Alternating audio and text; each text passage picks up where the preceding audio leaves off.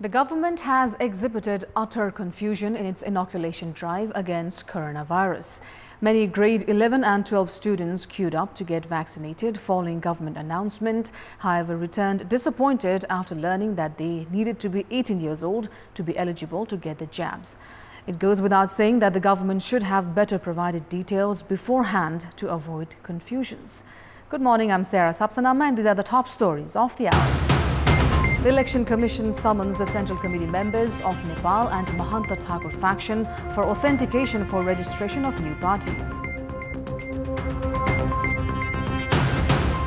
The outstanding amount of government offices increases by 104 billion rupees this year, a large share of the outstanding dues contributed by local bodies. The country continues to reel under coronavirus as 26 more corona patients succumb to the virus, taking the COVID-19 death tally to 10,455. And India's drug regulator approves Zycov-D, the world's first DNA vaccine against COVID-19 for emergency use.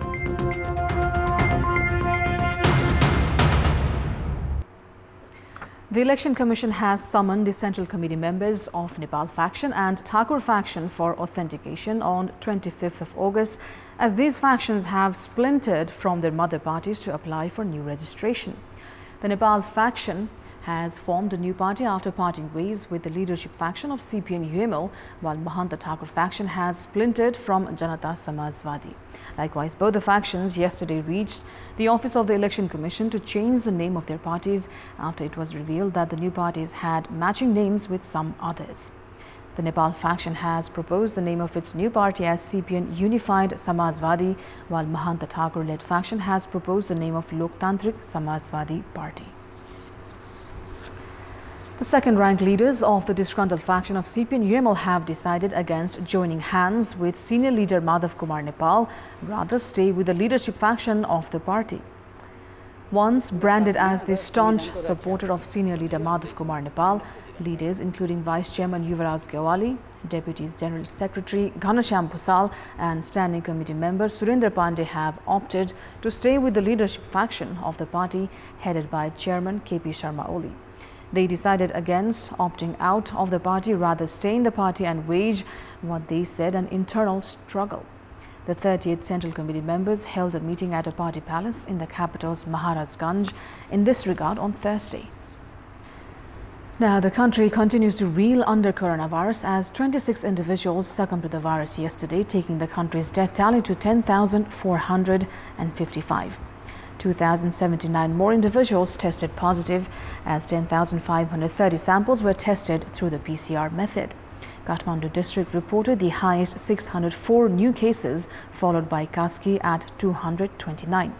Lalitpur reported 187 new cases, while Bhaktapur registered 107 cases. Meanwhile, the number of recoveries have reached 693,543 as 2,244 registered full recovery from the virus yesterday.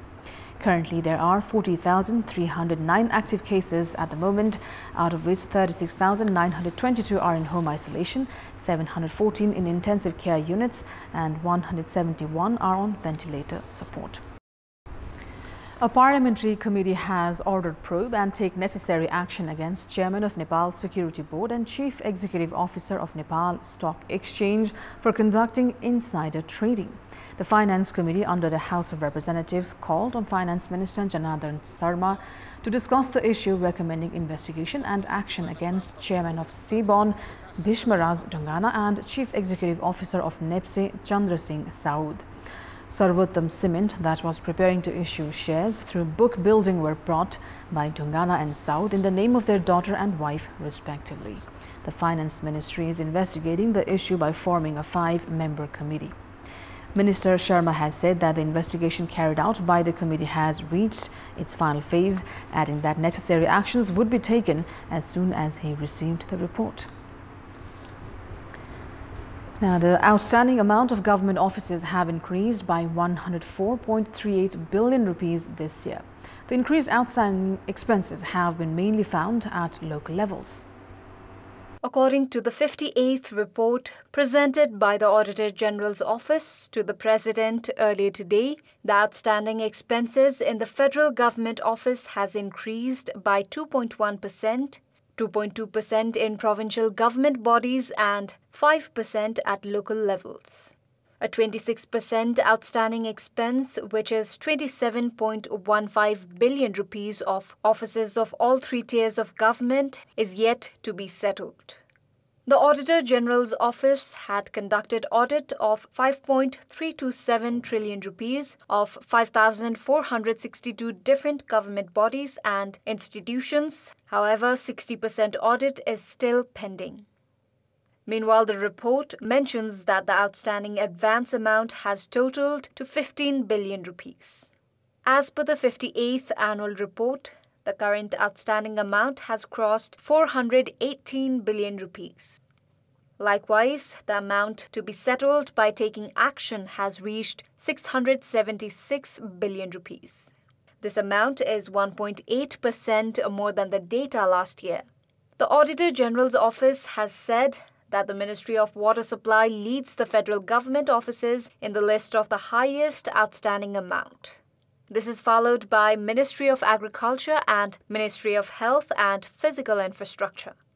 Province 2 among the provinces and Pipara Rural Municipality Mahottari among the local levels has the highest outstanding amount. Pipara alone has 38% outstanding dues. More than 450 local levels have less than 5% outstanding amount. Auditor General's Office has pointed out the problem in implementation of financial policies in the federal setup. Issues such as organizing distributive program, excessive administrative expenses, repetition of similar programs, weak monitoring and procurement without tenders, among others, have been attributed as primary reasons behind the mounting outstanding amount. In our Public Voice segment, we've asked in Bhutan what might be the reason behind increasing internal bickering within political parties. Let's take a look at what they had to say.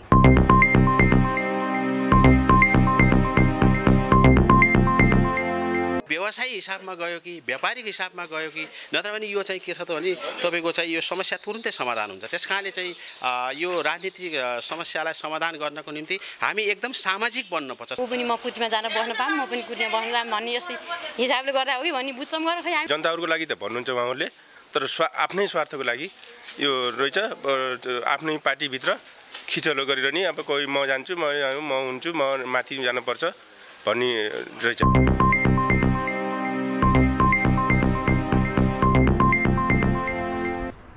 Time now for our segment Public Pulse, where you text us with your opinion.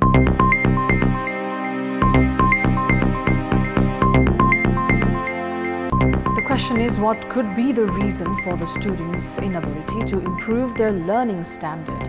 Your options are A. Teachers not teaching, B. Lapses in education system, and C. No compulsion to study.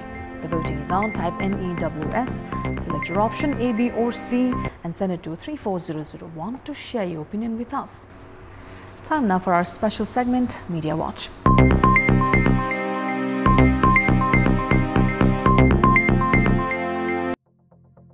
The government prorogued the ongoing session of the parliament on Monday, and President Bidyadevi Bhandari approved to end the current session of both the houses effective from the next day at the recommendation of the government. A day after concluding the House session, the government brought an ordinance on Tuesday amending the Political Parties Act, paving way for political parties to split. After President Bhandari endorsed the government-recommended ordinance on Wednesday, the Madhav Kumar Nepal faction of CPN-UML on the same day registered an application at the Election Commission for the registration of a new party. Senior leader Nepal, along with a few leaders, reached the Election Commission and applied for the registration of the new party CPN-UML Samajwadi with 95 Central Committee members. The faction has proposed an open book as its election symbol. Likewise, the Mahanta Thakur faction of Janata Samajwadi Party also reached the Election Commission on Wednesday to file an application for the registration of a new party. The faction registered its new party's name as Janata Samajwadi Party Loktantrik with 24 executive committee members and a bicycle as its election symbol. According to the Election Commission, the registration process of the new parties formed by virtue of a split from CPN-UML and Janata Samajwadi Party will take at least a week's time.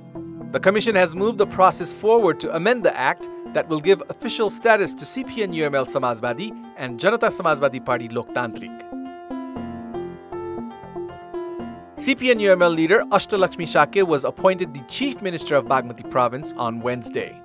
Province Chief Vishnu Prasad Prasai accepted Dormani Paudel's resignation from the post of Chief Minister earlier the same day and appointed leader of CPN-UML Parliamentary Party Shakya as the Chief Minister of Bagmati Province, making her the first female Chief Minister in Nepal.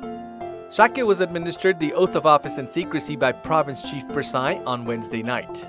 Chief Minister Shakya expanded the cabinet on the same night by appointing Keshav Raj Pandey as Minister for Internal Affairs and Fiscal Infrastructure and Krishna Sharma Khanal as Minister for Social Development. This is Abhyuday Shrestha for Media Watch and Kantipur News Desk.